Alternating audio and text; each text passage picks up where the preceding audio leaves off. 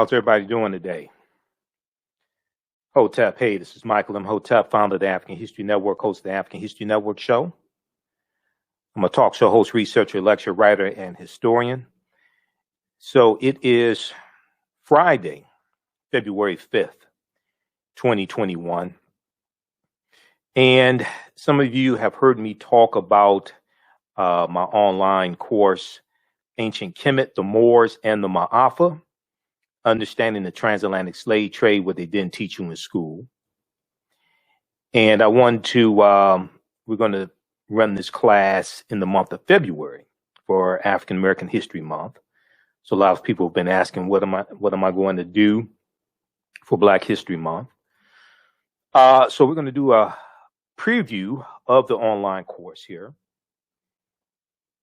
And it is going to start up Tuesday, February 9th, 8 p.m. Eastern Standard Time. It's going to run 8 consecutive Tuesdays, okay, in 8 consecutive Tuesdays in the month of February, February and March. And we deal with thousands of years of history, and we deal with what led up to the transatlantic slave trade happening also, all right? So I do a PowerPoint presentation. We have video clips, articles, book references, and we deal with thousands of years of history, and we deal with what led up to the transatlantic slave trade taking place. All right.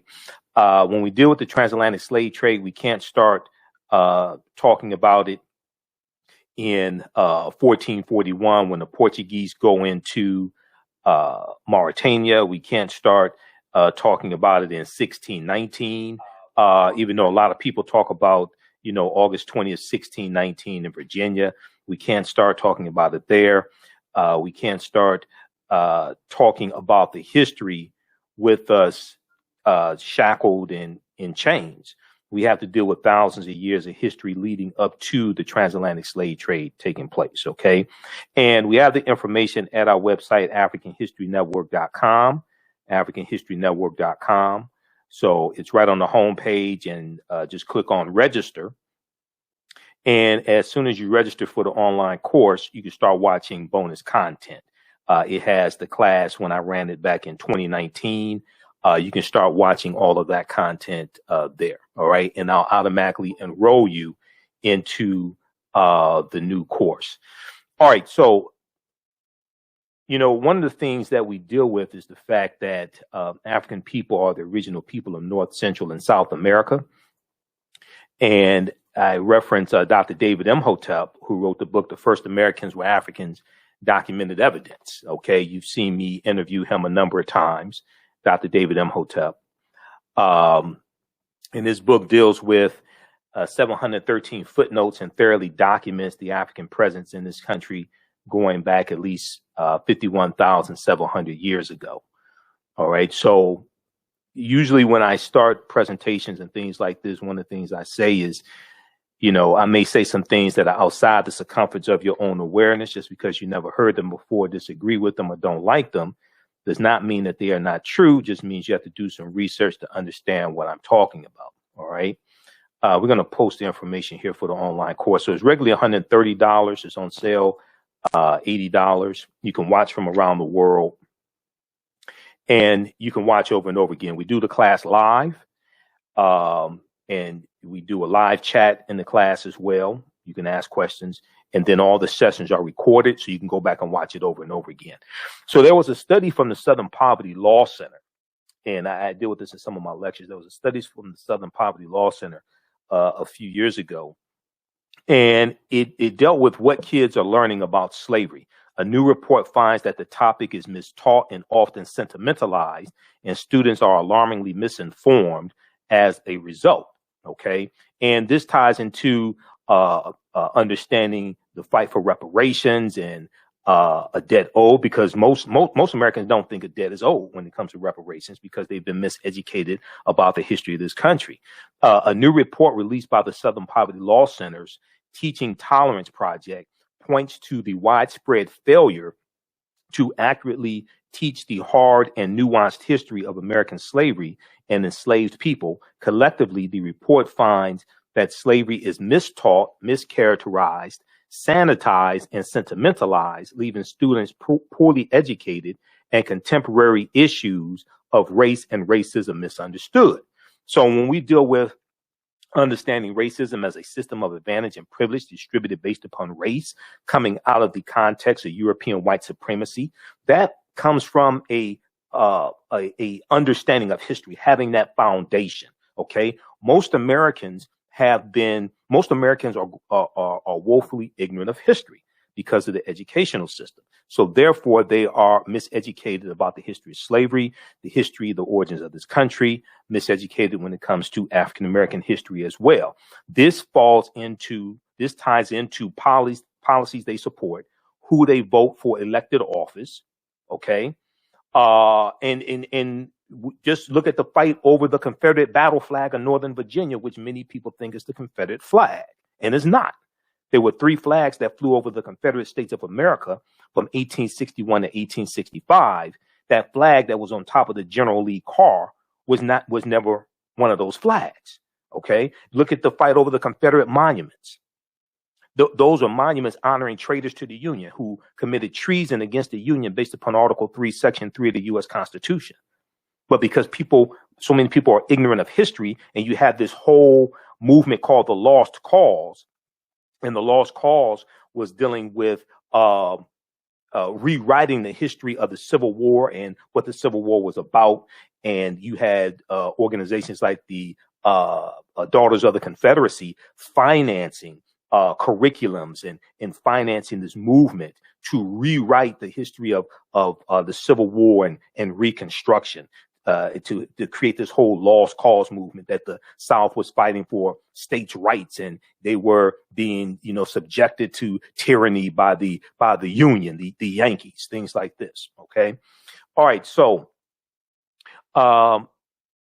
there's a study. One of the things I use in the class is a study here from the Southern Poverty Law, and this is just one of the tools. It's about a 56-page study. Thoroughly documents how the history of slavery has been incorrectly taught in the American schools, and it makes recommendations on how to better teach the history of slavery as well. That's just one of the sources that I use. Okay, let's continue here. So in what it describes as the first analysis of its kind, Teaching Tolerance conducted online surveys of 1,000 American high school seniors and more than 1,700 social studies teachers across the country.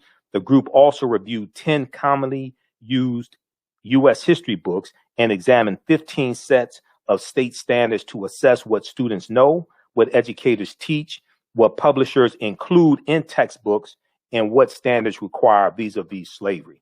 Among 12th graders, okay, so they did a survey of 1,000 12th graders, okay, 1,000 seniors across the country. They found that only 8% of 12th graders surveyed,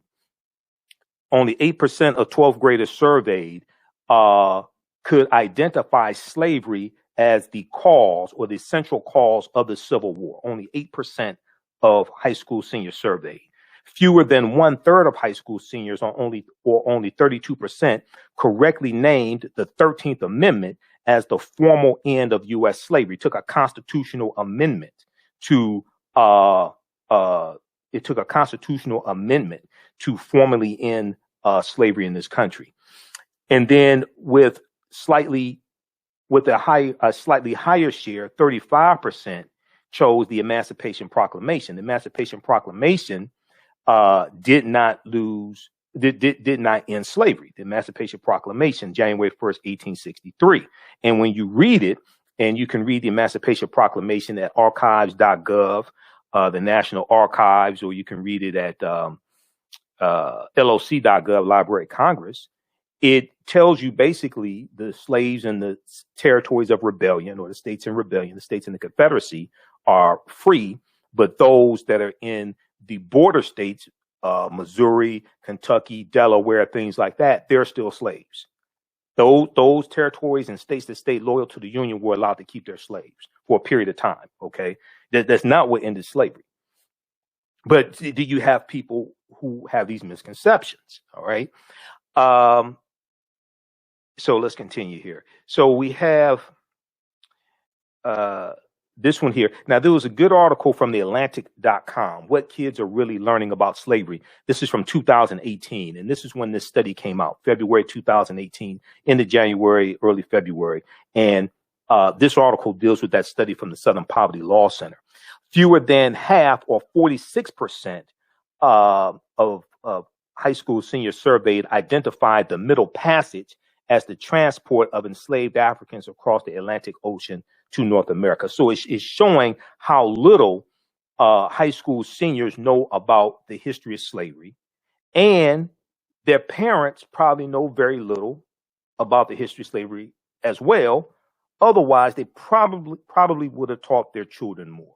So you're dealing with a deficit. So when we deal with trying to get policies put in place to address our needs and concerns, and we're dealing with we're dealing with conditions that come from a historical context, policies and laws put into place to maldistribute wealth, power, and resources into the hands of Europeans. When we try to get those issues addressed, we're largely dealing with people who are ignorant to the history of how all this came to be. That's why the study from Citigroup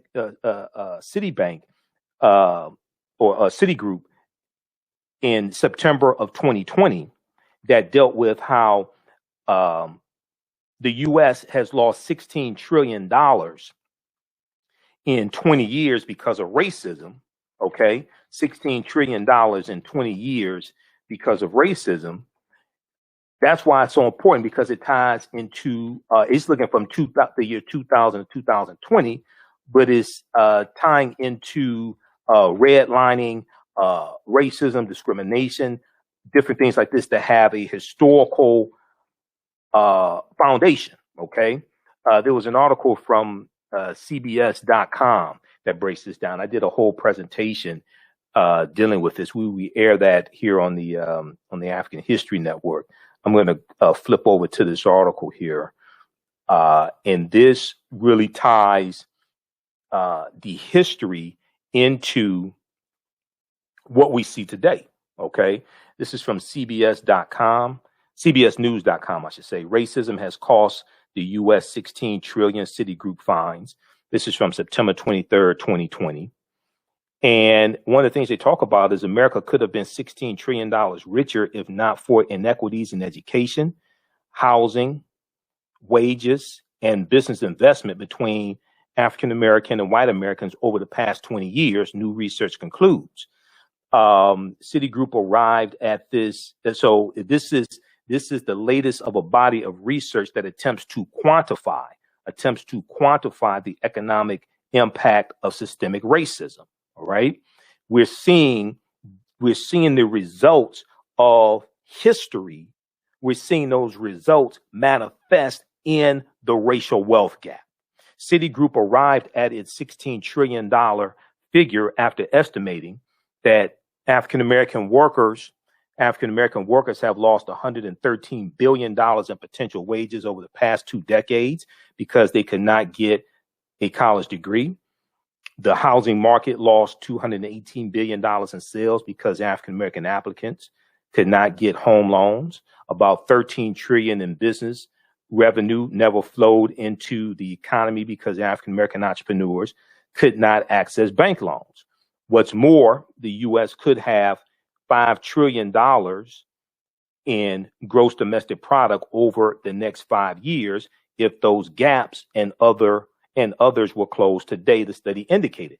Now, in one of the recent, to tie this into policy, in one of the recent executive orders from the Joe Biden administration, they deal with the racial wealth gap, and they cite that statistic dealing with the $5 trillion. Okay, so when I heard him talk about it, I knew exactly where it came from. It came from this study. All right. If we look at this here, for instance, if we look at this executive order, all this ties into policy. Politics is the legal distribution of scarce wealth, power, and resources, and the writing of laws, statutes, ordinances, amendments, and treaties, their adoption, interpretation, and enforcement. Let's look at this very quickly. We're dealing with a legacy of racism, discrimination, redlining, etc. We're dealing with laws, and then What is important to understand is that if it was public policy that put us in this predicament, it's going to be public policy that gets us out of this predicament. I'm all for economic empowerment, but that's not what put us in here. If you actually understand the history, it was laws and policies that created these inequities. It's going to be laws and policies that correct them. If you look at this executive order from January 20th, 2021, read it. Don't take my word for it. Read the executive order. You can read all executive orders from the president at whitehouse.gov. That's where this is from, whitehouse.gov. If you go and this one is executive order on advancing racial equity and support for underserved communities through the federal government. This was on Inauguration Day, which was a half day of work. He did 10 executive orders on Inauguration Day. Read this one right here. If you go through, for the sake of time, we're going to go through and just get right to what I want to get to. For example, an analysis shows that closing racial gaps in wages, housing credit, lending opportunities, and access to higher education would amount to an additional $5 trillion in gross domestic product in the American economy over the next 5 years. Okay, that comes directly from that study from Citigroup. That study was done by a sister from Citigroup, but that ties into history and understanding history. Okay, so that's why the study from the Southern Poverty Law Center is so important. That's why the type of information that we provide is so important as well. All this ties into history, and it deals with understanding the legacy of racism, legacy of slavery, etc., and all these policies and how they impact us today. One of the things that study from Citigroup showed is how racism negatively impacts everybody. What this is, so see, oftentimes people think, okay, when you look at the fact that the U.S. economy lost $16 trillion, okay, it wasn't just African Americans, it's the U.S. economy. Everybody is being hurt by racism, even though we get the brunt of it. What this study shows from Citigroup is how racism is actually bad for everybody. But you have some people who are miseducated who buy into thinking it benefits them. But no, it really hurts everybody. Okay. So, all right. Let me flip back over to the one from Citigroup. This one right here. Yeah. Okay. So what this study from Citigroup is showing is how racism actually hurts everybody, even though African Americans get the brunt of it. Okay, America could have been $16 trillion richer if not for inequities in education, housing, wages, and business investment between African Americans and white Americans. Okay, and then it shows how the U.S. economy could grow by $5 trillion over the next 5 years if you correct these inequities. How this benefits everybody. But when you have people who are ignorant of history, they don't understand this. All right, let's continue. So I want to go back to the, and the last time I taught this class in 2019, this study didn't exist. So there's new information that's come out even since the last time I taught this online course. All right, how's everybody doing? So we're just doing a preview of the online course that I teach. And we're kicking it off in African American History Month. It's going to start Tuesday, February 9th. It's going to be 8 p.m. to 10 p.m. Eastern Standard Time. Okay, 8 p.m. Eastern Standard Time. 8 consecutive weeks. It's called Ancient Kemet, the Moors, and the Maafa. Understanding the transatlantic slave trade, what they didn't teach you in school. Ancient Kemet, the Moors, and the Maafa. Understanding the transatlantic slave trade, what they didn't teach you in school. And this is a 8-week online course that I teach. We deal with thousands of years of history, and we deal with what led up to the transatlantic slave trade happening as well. Okay. All right. So very quickly here, if we so as soon as you register, so the class is regularly $130. It's on sale $80. You can watch from around the world.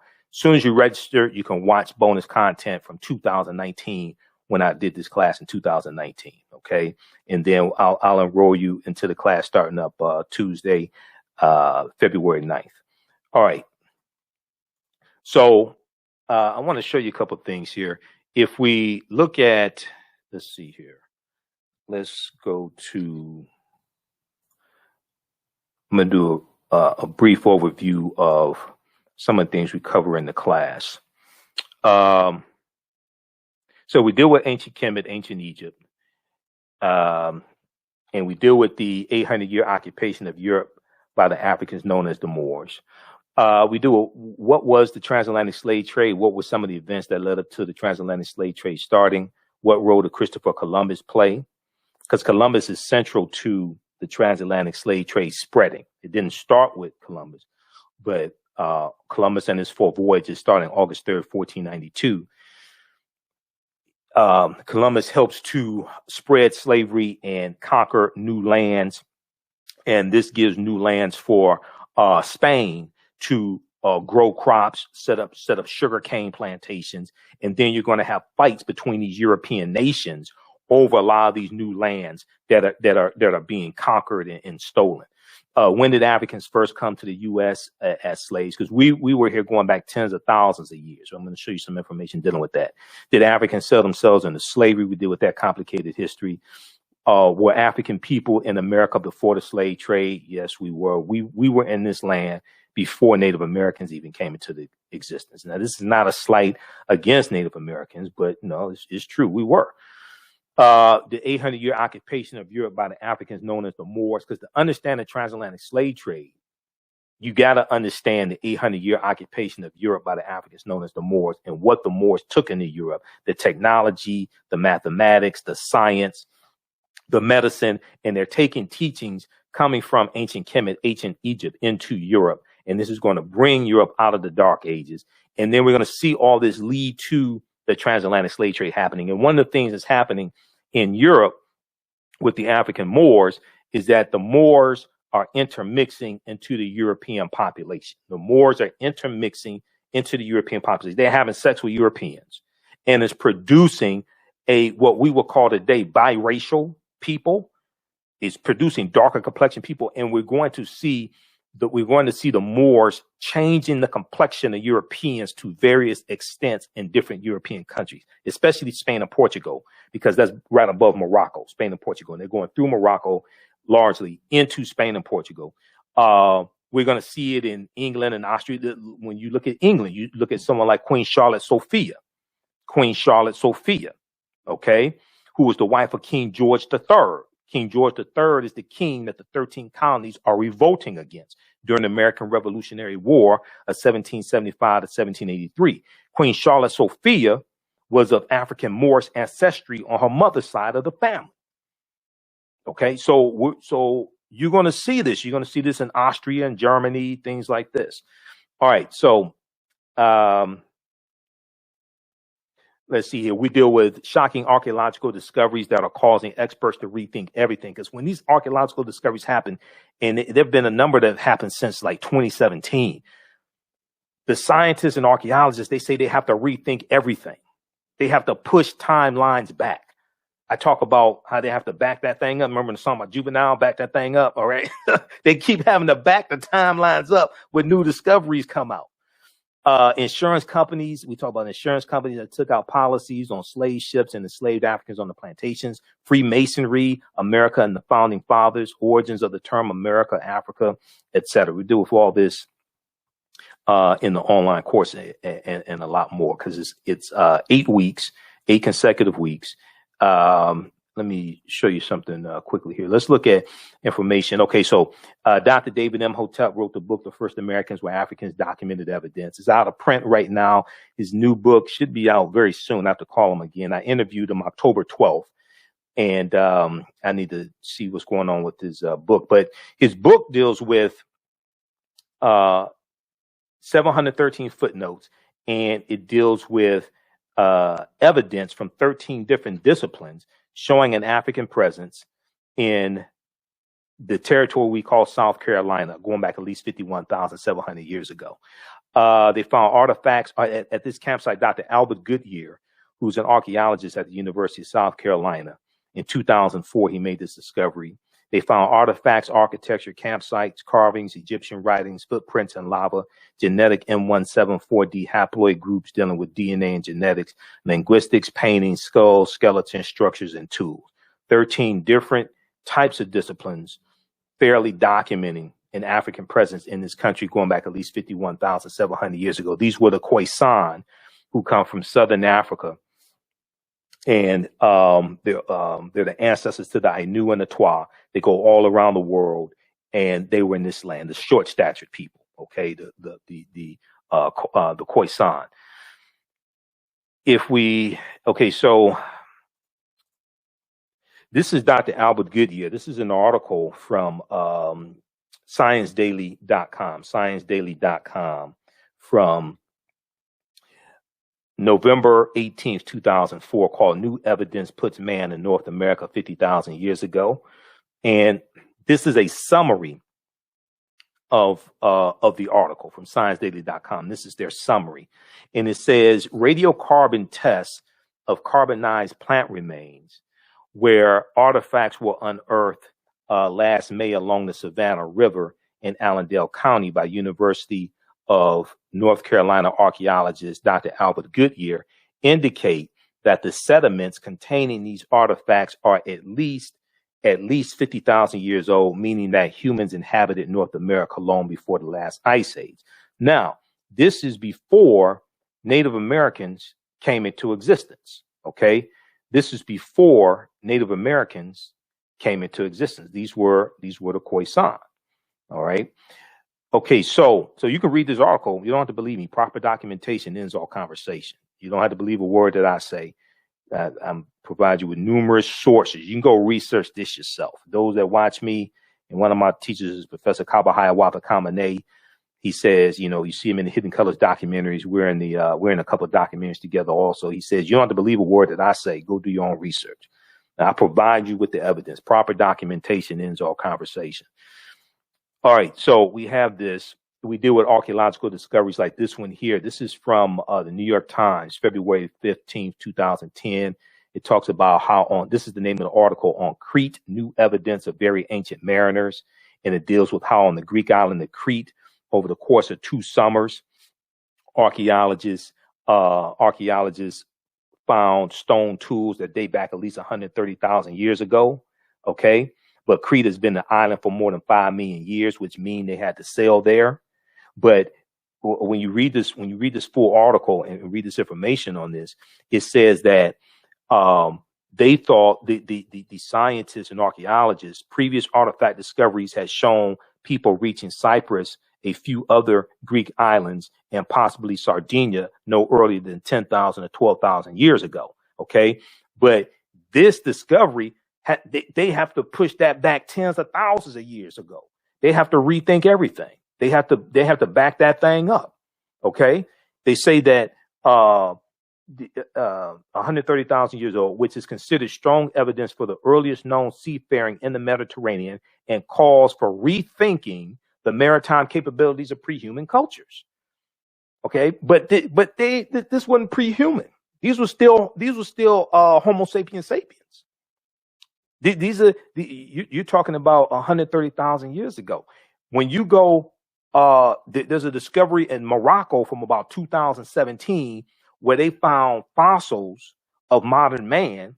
Okay, and these were Homo sapiens, but it was modern man. They found these, and they date back between 300,000 and 350,000 years ago. There's a big discovery in Morocco about June of 2017. Okay. Every other month, these discoveries are coming out. When you look at National Geographic, you look at like National Geographic website and other websites, even Washington Post, New York Times, like in their science sections, they have these they write about these discoveries that are taking place all the time. Okay, so we deal with all different types of things like this in the class, and we do a timeline to give you a better understanding of what leads to the transatlantic slave trade happening. We deal with the Moors, and let me pull this up. We deal with the Moors, and January 2nd, 1492, when they lose control of the last stronghold in Granada.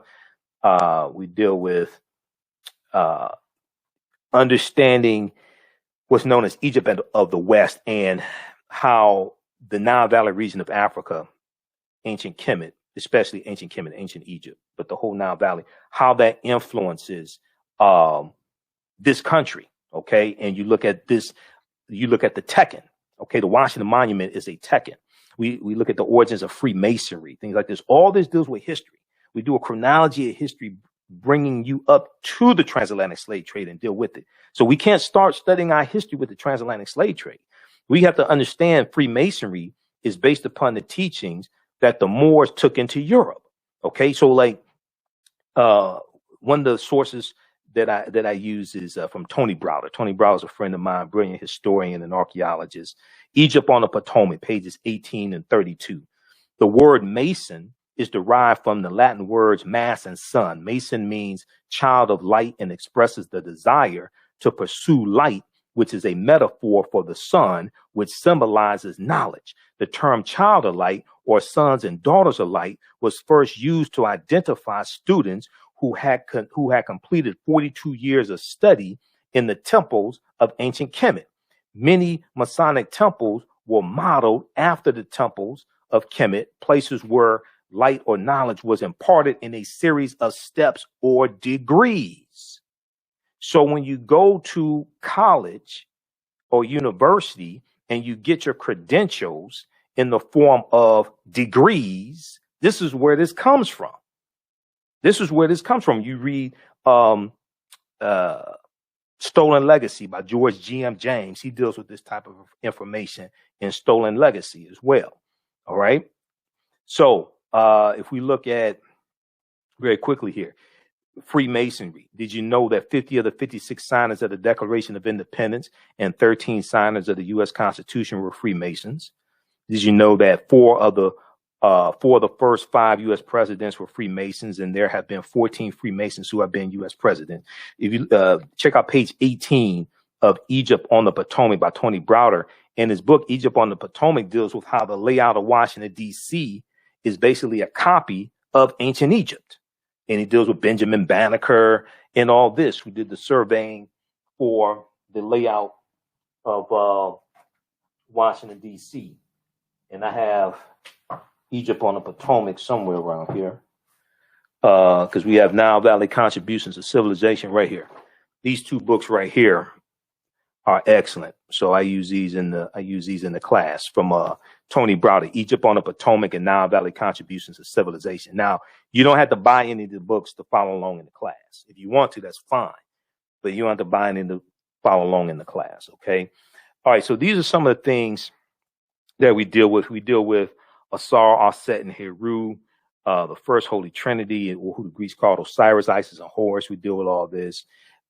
This history and the Immaculate Conception, Heru born of a virgin birth on December 25th to Aset, Isis. Some of this may go outside the circumference of some people's awareness, but this deals with mythology. This ties into culture and history. This is going back thousands of years ago. But you can see that, okay, we ain't going to get deep into this, but these are just some of the things we deal with. We deal with this history, and we deal with what leads up to the transatlantic slave trade happening. All right. Lastly, we'll look at, let's see here. So that's an overview of some of the things we deal with in the class. We have to deal with Christopher Columbus. All right. And where Columbus went on his 4 voyages. When you study where Columbus went on his 4 voyages, and if you go to history.com, the official website of the History Channel, it shows you where he went on his 4 voyages. Columbus never came to the land that we call the United States of America. He never came to the land we call the United States of America. The closest he came here is Cuba, which is 90 miles away. This is where he went on his 4 voyages. Okay. So these are all some of the things that we deal with in the class. It starts up Tuesday, February 9th, 8 p.m. Eastern Standard Time. Ancient Kemet, the Moors, and the Maafa, understanding the transatlantic slave trade, what they didn't teach you in school. So if you go to our website, we're going to post a link here, but also you can go to our website, AfricanHistoryNetwork.com, AfricanHistoryNetwork.com, You can go to the website, and right on the home page is the we have the information right on the home page. And let me bring this up here. I'll show it to you. And we have the information for the online course right on the home page, and just click on the link. And here we go. So right at our website, AfricanHistoryNetwork.com, just scroll down. You'll see information about our radio show, the African History Network show. Scroll down here, and it's taking, and just click on register here. Okay. It's going to be Tuesday, February 9th, 8 p.m. Eastern Standard Time. And then click right here, enroll. It's on sale $80, regularly $130. And as soon as you enroll, you can start watching the content from the class I did in 2019. All right. All that content is archived, those classes. And then I'll automatically enroll you in the new class starting on February 8th, 2021. February 9th, 2021, Tuesday, February 9th, 2021. 8 p.m. to 10 p.m. Eastern Standard Time, and it's going to be 8 consecutive Tuesdays. All right. If you want to pay through now, if you have any questions, email us at ahnshow@AfricanHistoryNetwork.com, ahnshow@AfricanHistoryNetwork.com. When you go to the website, it has you pay through your debit card, credit card, or what have you, through PayPal. If you want to pay through Cash App, email us, and we can set that up also. If you want to pay through Cash App, and here's the link also to the online course as well. Okay. All right. Look, we got to get out of here. Remember, right now it's correct wrong behaviors, not over till we win. Wakanda forever. We'll talk to you next time. Peace.